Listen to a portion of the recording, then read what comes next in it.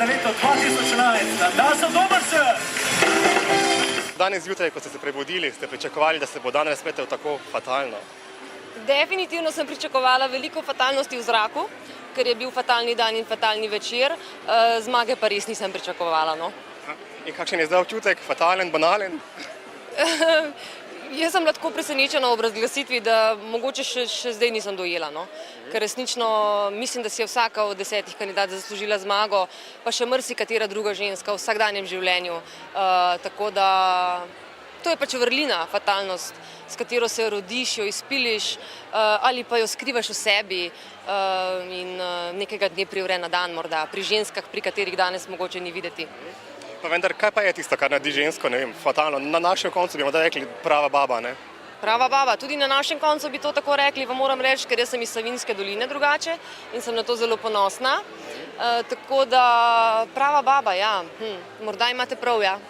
To je ena izmed 10 finalistk za fatalko leta, zdaj večer se tako zelo fatalno ni končal, ne? Me zanima, kakšen je občutek, fatalen, banalen? Banalen? Najprej pač naj vseeno povem, da sem počaščena, sploh da sem bila nominirana.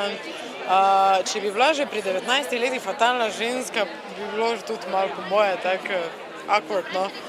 Tako da jaz moram vseeno priznati, da spunce so vse full fine, vse smo se super ujele, tako da katerakoli v bistvu bi postala fatalna ženska, mislim, da bi si to zaslužila. Kje se med plenicami, kašicami in odrom najde prostor za fatalnost? Jaz sem najbolj srečna, da sem fatalna za moja dva fanta doma, Dejana pa za Maksa in seveda za vse poslušalke in poslušalce. To je to, zaradi česar delam, živim, evo, to je to. V katerem trenutku dneva pa se počutite najbolj fatalno? Kaj morate dati nase, kaj morate storiti? Ne, to je čisto odvisno od počutja, od tistega nekega trenutka, ki ga imamo vsi. Včasih smo lahko utrujeni, včasih smo čisto fertik, ampak se počutimo fatalni, evo, in to dobro počutje. Jaz sem ta dogodek današnji vzela bolj kot eno tako luštno druženje in kot vidite tudi je, no, vse smo ostale še po samem tekmovanju v navednicah. Jaz moram povedati, da se super počutim, da so tekmovalke, so vse super punce, tako da smo se super razumele in se še razumemo in smo prijateljice. V glavnem super je, no, luštno je. Nič hudega, da nisem jaz zmagala. Danes smo zelo veliko govorili o fatalnih ženskah, o fatalkah skozi zgodovino. Katera pa je tista vaša, ko bi rekli, to pa je prava baba, vaša fatalka? Jaz mislim, da so mi kar te pravo najdli, no. Jaz sem bila Grace Kelly, dvojnica recimo.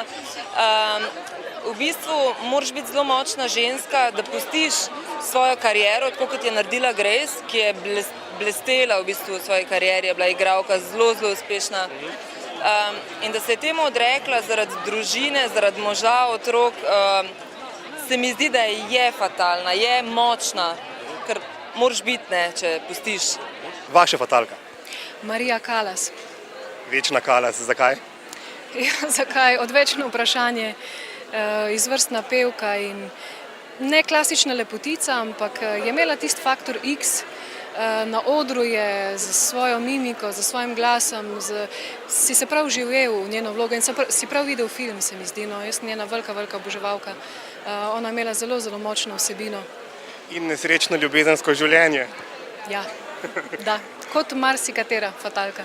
Jaz mislim, da že ko vidiš neko žensko, da mora že na izven žarevati to v bistvu karizmo, ki jo nosi, da imaš občutek, da se lahko varno v njej počuti, da ve, kaj dela, da je neomajna pri svojih stvareh, da sledi straight do svojih ciljev in se mi zdi, da tako fatalno žensko že nadaleč v bistvu čutiš neko moč, ki si je iz nje. Tudi sami ste se pred časom odločili z mediji deliti eno svojo zelo intimno zdravstveno zgodbo.